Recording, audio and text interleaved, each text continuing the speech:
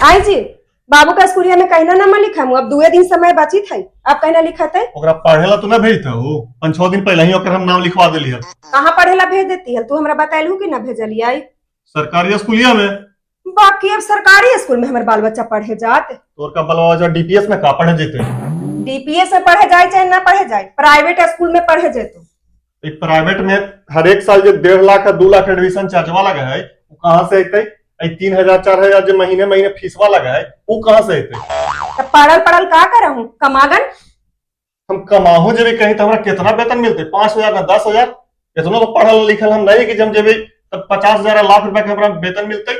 हाँ तो हमारे बाल बच्चा सरकारी स्कूल में न पढ़े जाती। सुन ल कान खोल के। सरकारी स्कूलियों में बढ़िया बढ़िया मास्टर बहाल होती है और वो बढ़िया बढ़िया परीक्षा पास करके आती है।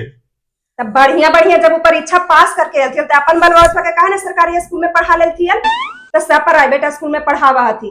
इतना मनी हथू ना मास्टर तोहर नजर में, एक वो के बाल बच्चा जा हती वो सरकारी स्कूल में पढ़े, बताऊं तो। अरे वो सबके वेतन बढ़िया ही चलते प्राइवेट में भेजा थी।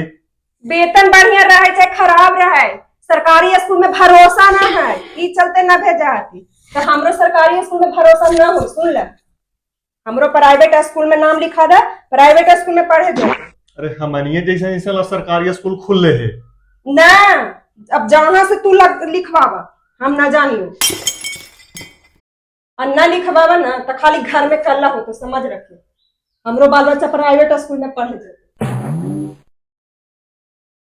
पढ़ल पढ़ल रहता ना सरकारी में हमार बाल बच्चा पढ़े जाए।